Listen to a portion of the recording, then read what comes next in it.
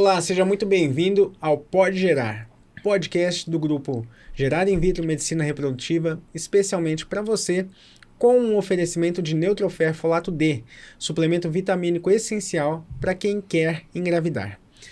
E hoje vamos falar de um assunto bem interessante, mas antes deixa eu apresentar quem está comigo aqui na bancada. Doutor Emílio, muito bem-vindo. Muito prazer estar aqui novamente. Quase nunca venho, né? É isso aí, meu parceiro de quase todos os episódios, hein? Quase todos. Faltou alguns, mas É tá porque eu tudo não tinha bem. cortado Tá o cabelo estava grande. Doutora Janaína Senra, bem-vinda, Janaína. Obrigada pelo convite mais uma vez, Bernardo. Janaína já tá famosa aqui no podcast também, um monte de gente já pedindo a presença dela, nós trouxemos.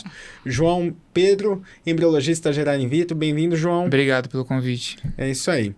O assunto de hoje que nós vamos falar, eu acho que é um assunto, talvez, a gente tem muita recorrência nas clínicas de reprodução assistida, e vamos falar sobre laqueadura ou ligadura de trompas, e podemos falar também, acho que vamos falar vamos dizer, as técnicas dos arrependimentos, talvez? Sim, as técnicas definitivas que não são tão definitivas. Exatamente, que seria também a vasectomia. Sim. Né? Então, vamos falar hoje sobre como que a gente pode auxiliar casais que, teoricamente, fizeram essas cirurgias definitivas e hoje estão inférteis por conta disso, certo? Deixa eu começar a falar. Então vai. Estou doido para falar.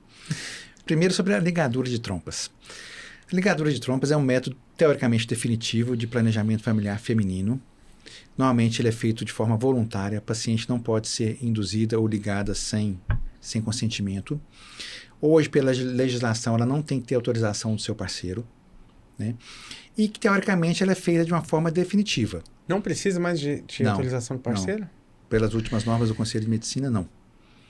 E isso é importante, porque, assim, de certa forma, é um empoderamento da mulher. Sim. A gente vê cada situação em que, às vezes, o parceiro não aceita. Mas esse definitivo é definitivo entre aspas. Existe uma possibilidade de recanalização das trompas. Eu sou cirurgião ginecológico, sei fazer, adoro fazer, porque é uma sensação muito boa quando você consegue. Mas as taxas... Recanalização. Ah, tá. Ligadura eu não gosto. Eu sou meio Tava enjoado. estranhando já, porque... Não gosto. E sou muito feliz dessa forma, e eu acho que minhas pacientes conseguem realizar o planejamento familiar delas sem fazer ligadura de trompas, principalmente na hora do parto. É possível, a lei contempla essa possibilidade, mas é uma convicção pessoal minha, que não é o melhor momento. Então, existe a possibilidade de recanalização das trompas, existem médicos ótimos que têm boa capacidade de fazer tecnicamente, mas a taxa de sucesso verdadeira não é tão boa. Com certeza, muitos de nós temos muitos bebês gerados após recanalização, mas a taxa global de sucesso é pequena. E sobre a vasectomia, a ligadura masculina, vamos dizer, eu vejo que ela é feita de uma forma mais ampla, sem tanto controle. Não sei se você concorda comigo. Eu não vejo os urologistas tão preocupados. Eu tenho muitos amigos urologistas com aquele pudor de não realizar a vasectomia, fazendo pergunta, pegando tempo de consentimento, botando, assim, tudo acontece, mas assim, eu vejo que a vasectomia é feita mais amplamente. E também a vasectomia pode ter um grau de reversão bom. Só que a realidade é diferente disso. Na hora que você chega na clínica, a paciente fez a ligadura de trompas, mas ela chega lá com 39 anos. Então, ela também tem, muitas vezes, uma baixa reserva ovariana. O homem fez uma vasectomia, mas fez há 20 anos atrás. Então, a gente sabe que a taxa de sucesso da vasectomia é pequena, após mais que 10 anos de vasectomia. Pode diminuir, né? Depende muito, né? De caso para caso. Então, vou passar para você. Eu sei que você talvez seja um pouco mais liberal em termos de ligadura de trompas. Entendo que em alguns casos realmente tem indicação para aquele momento da pessoa, mas a vida muda muito, a gente muda demais. A gente está aqui hoje conversando, daqui a um ano às vezes a vida virou de cabeça para baixo. Um casal que fez ligadura às vezes se separou e aquela moça conhece um rapaz jovem que deseja ser pai com ela.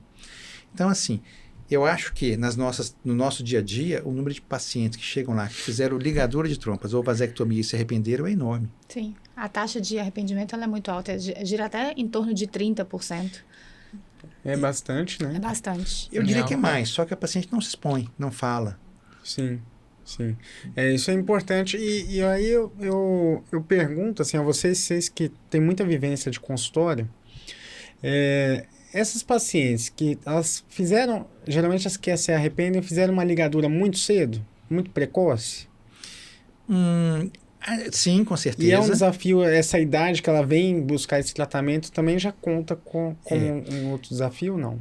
Quando ela faz a ligadura de trompas precoce e ela nos procura de uma forma precoce, vamos supor que ela tem até 35 anos, eu acho que a nossa capacidade de gerar verdadeiramente um filho por fertilização é maior. E não sei porquê, há algum tempo atrás, 21 anos, 3 cesáreas eu fazia essa ligadura de trompas. Sim. E eu sou totalmente contra. Você poderia oferecer para aquela paciente um DIU, uma pílula, um preservativo, uma injeção. Mas tinha essa história na medicina, né? 3 cesáreas, ligadura de trompas. E parece, eu não sou muito bom de normas para ligadura não, porque eu não gosto de fazer. Parece que estava de acordo com as normas do conselho. 3 cesáreas. Sim, antigamente na terceira cesariana, hoje está mais liberal. Hoje, o primeiro parto normal, pós-parto normal, se ela quiser fazer, ela consegue fazer. Ah, já pode? Pode. Sendo que nós médicos podemos não fazer por objeção de consciência. Sim. Entendeu? Assim, eu não sou obrigado, mas ela pode procurar um colega que faça. Sim.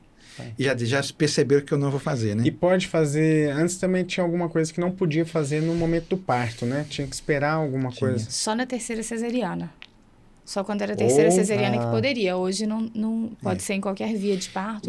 Agora, o fato é que nós, como médicos especialistas em reprodução, a gente tem que ouvir e não ficar questionando. Você fez sua ligadura? Você se arrependeu? Você quiser tentar uma recanalização de trompas, pode. Sim, a gente está aqui para resolver, né? Sabendo que a taxa de sucesso não é tão grande. Mas se ela tiver uma boa reserva ovariana e quiser, pode. Tem que achar um bom médico que saiba fazer com qualidade. E o principal é resolver o problema dela. Se é que esse é um problema, situação. Sim. Vamos fazer então a fertilização, vamos avaliar a sua qualidade oocitária, sua reserva oocitária e fazer. Agora, o que eu vejo que muitas vezes não é só ligadura de trompas. Como diz você, tem a tampa e tem a panela, né? Então, muitas vezes tem um espermograma alterado do outro lado, tem uma baixa reserva ovariana, às vezes já tem outra com algum problema. Então, a gente tem que tentar fazer o melhor e com muito assim, ponderação, não perder tempo, porque tempo em fertilidade é muito importante. Sim, se em algum momento a ligadura de trompas, as trompas obstruídas de uma forma cirúrgica é o principal fator, em breve ou dentro de alguns anos será a baixa reserva ovariana. Sem dúvida. E nem toda paciente ela pode fazer recanalização. A gente avalia o exame, vê se a trompa que sobrou, o coto da trompa, se os dois eles têm um tamanho bom, se eles conseguem ser abordados cirurgicamente. Se é viável essa Sim, se é recanalização. viável. Hoje em dia, muitas pessoas estão fazendo a ligadura, tirando a trompa inteira, e aí torna praticamente inviável essa recanalização. E eu até ia enfatizar também, Janaína, que é importante levar em consideração a indicação da recanalização por conta da idade dessa paciente. Sim, exatamente. Né? Porque senão também já é inviável. E olhar o espermograma do parceiro. Sim. Olha, Sim, você com tem um espermograma bom? Não, você tem um espermograma Porque ruim. senão ela vai cair na Sim. FIV de qualquer jeito, ela só Sim. perdeu tempo fazendo recanalização. Agora eu adoro criar soluções. Olha, congela seus óvulos. Se a gente não for levar em questão o fator financeiro. Tenta fazer sua recanalização de trompas, mas primeiro congela. Garante aqui um pouquinho da sua quantidade e qualidade oocitária. Sim, é uma alternativa boa. Agora, infelizmente, a questão financeira tem horas que dificulta para a gente poder oferecer tudo que existe. Sim. Mas é sempre uma alternativa. E aí, eu estava pensando aqui que às vezes quem nos ouve é um público leigo, né, do ponto de vista assim, de anatomia, né, de medicina. Ô, Janaína, conta pra gente, assim, tenta explicar para quem está nos ouvindo sobre como que por que essa ligadura, por que a gente está falando dessa ligadura, né? Então a gente já chegou aqui falando ligadura de trompas, talvez nem todo mundo saiba o que é essa ligadura. Conta pra gente por que a pessoa não consegue engravidar depois dessa ligadura de trompas. Bom, a fecundação natural, ela ocorre através... O espermatozoide, ele passa pelo sistema reprodutor feminino, né? Vai da vagina para o útero, e aí do útero ele encontra com o óvulo na trompa, que é como se fosse um caminho que o óvulo faz para encontrá-lo. E quando a mulher quer lançar mão desse método definitivo, essas trompas, que esse caminho, ele é cortado. E aí não existe o encontro do óvulo, após a ovulação, com o espermatozoide. Derruba a ponte, que ligava os dois. E aí a gente teria que religar a ponte. Mas, sem dúvida nenhuma, o caminho mais rápido e mais assertivo para uma gravidez pós uma ligadura de trompas é a fertilização in vitro.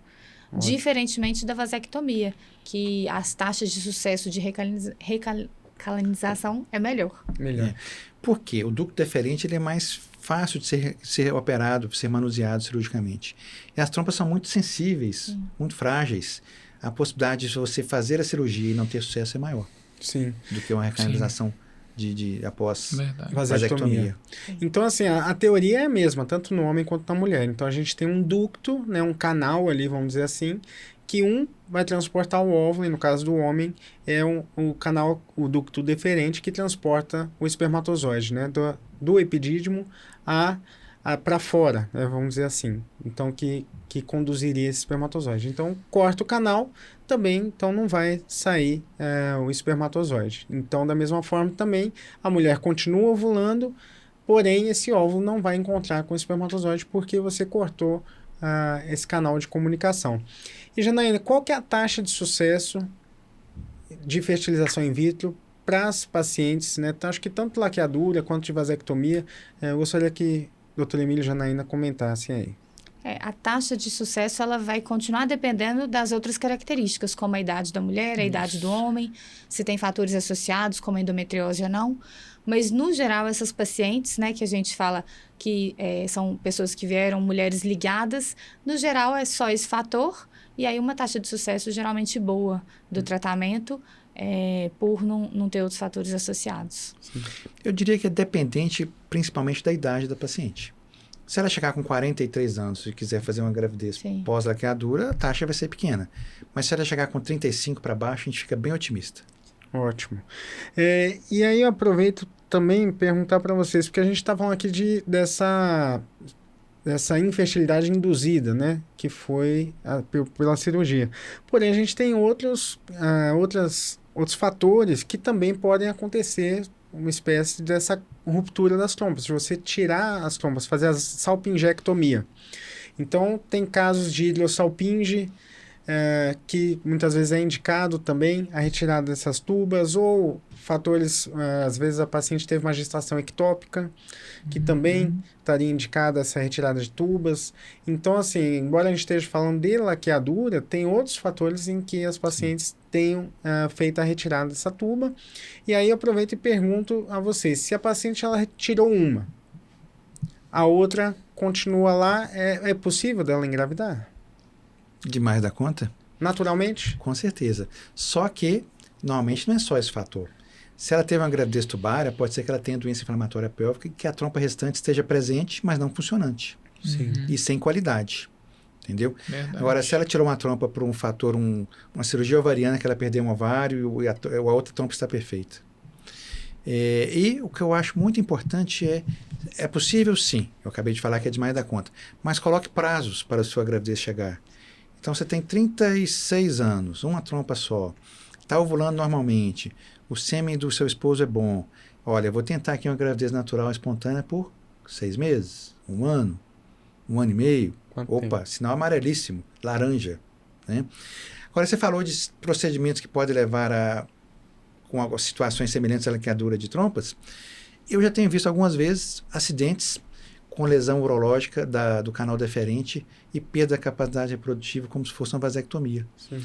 Então, quando a gente faz a anamnese do marido, a gente pega umas ospermias e fala, você já teve alguma cirurgia? Não. Eu só tive um acidente. Naquele acidente, às vezes, pode ter lesionado os canais deferentes e é como se fosse uma vasectomia de difícil solução, porque normalmente é um processo traumático em que uma recanalização não é tão fácil. Verdade. E mesmo na fertilização, né, no caso do insucesso da reversão da vasectomia, a obtenção dos espermatozoides ela é bem mais simples do que a dos óvulos. Então, Com isso facilita certeza. muito o processo. Que a obtenção dos espermatozoides pós-vasectomia pode ser feita até com anestesia local. Sim. Um procedimento ambulatorial, hoje na clínica mesmo teve um, em que o paciente saiu de lá andando, conversando, ia dirigir e feliz porque conseguiu. Conseguimos. Ô, João, e esses espermatozoides que vêm nessa questão da punção, então, fala um pouco pra gente como é isso do ponto de vista do laboratório, né? A gente consegue obter espermatozoides de boa qualidade quando é feita uma punção de epidídimo? Como que a gente trata isso no laboratório? Quando a gente faz a punção do epidídimo, esse espermatozoide ele está terminando a sua formação. Então ele pode ter uma morfologia inferior de um ejaculado. Se a gente fizer uma pesa o espermatozoide ele vai estar se formando ainda. Então, às vezes o paciente tem teve algum problema, alguma infecção, alguma doença, acidente, né, no caso, e essa seleção vai ser mais criteriosa. Sim. Mas assim, a gente tem casos, né, até na literatura, e eu tenho até na minha casa, porque meu pai resolveu ter um irmãozinho de 4 anos, então meu pai resolveu ter outro filho com 62 anos, se eu não me engano. 62? Acho que talvez até mais. E quantos anos já de vasectomia? Acho que 28 anos de vasectomia, ou 30 anos de vasectomia. E nós fizemos a punção do epidídimo dele. E tinha espermatozoides móveis ali, viáveis, né? Então, foi possível realizar esse sonho, né, aí dele com a sua nova esposa, através dessa técnica, né? Então, assim, embora a gente tem casos e lógico, casos e casos, Sim. né? Mas sim, é um recurso muito utilizado, né? Então, para homens que desejam aumentar a sua família, né? Às vezes de um segundo casamento, terceiro ou quarto, no caso. Agora, a realidade é que no dia a dia, tanto a gravidez pós-vasectomia é um procedimento que a gente tem bastante sucesso, e tanto a gravidez pós-laqueadura de trompas por fertilização in vitro também a gente tem bastante sucesso. E que o importante, na minha opinião, é a idade da paciente, a idade cronológica dos óvulos, e eu tenho tido muito sucesso em pacientes com mais de 20 anos de vasectomia e que a gente tem um bebezinho saudável. Sim. Né? E eu tenho visto também, já que a gente gosta de contar caso, pacientes vasectomizados que não querem fazer a recanalização. Eles querem aquele bebê, um bebê, e não quer passar novamente por nova vasectomia. Sim, porque depois ele vai ter que ficar lidando com, acho que tanto o homem quanto a mulher, muitas vezes, né? Eles vão ter que lidar com aquele risco de gravidez, às vezes indesejada, dali para frente, né? Agora, dando um pensamento mais abrangente, vasectomia e ligadura de trompas são fatores importantes de infertilidade, Sim. mas que existe uma solução. Sim. E que nós estamos aqui para poder ajudar. E realmente a gerar famílias e realizar sonhos. Realmente não é uma coisa que a medicina reprodutiva realmente já dominou. Isso aí. Bom, pessoal, acho que é isso. Mais alguma coisa, Janaína? Não, acho que estou satisfeita. Então tá bom. Também. Alguma coisa? Vamos em frente e contem conosco, com a nossa equipe. Bom, acho que é isso, pessoal. Mais alguma coisa, Janaína? O recado que tem que ficar é que conseguimos ajudar esses casos, né? Se você tem vasectomia ou se tem a ligadura e quer engravidar, é procurar a nossa clínica, a Gerar In Vitro, que a gente consegue ajudar vocês. Doutor Emílio? Bom, é isso aí. A gente está muito à vontade para poder dizer que o caminho é possível. Se você fez ligadura de trompa, se você fez vasectomia, é possível. Decida, corra atrás, procure um de nossos especialistas e vamos juntos ajudar você a ter o seu bebê no colo. João? Quer deixar seu recado? Nós, né, embriologistas da Gerar In Vitro, estamos sempre aí ajudando os casais nessas situações. É isso aí. Nessas e em todas as Sim. outras. E é isso aí, pessoal. Mais um episódio com muita informação, muito conteúdo bacana aí para vocês. Se você gostou, compartilhe. Também pode assistir lá no YouTube, seguir o nosso canal lá no YouTube, Gerar In Vitro. Né? E tem todos os vídeos de todos os outros episódios aí do Pode Gerar, nosso podcast. No Spotify também, você pode seguir lá o nosso canal. Vai ser sempre muito bem-vindo. Compartilhe, deixe seu like, né, seu comentário também. É super bem-vindo. Um prazer a gente estar junto. Até o próximo episódio. Um abraço.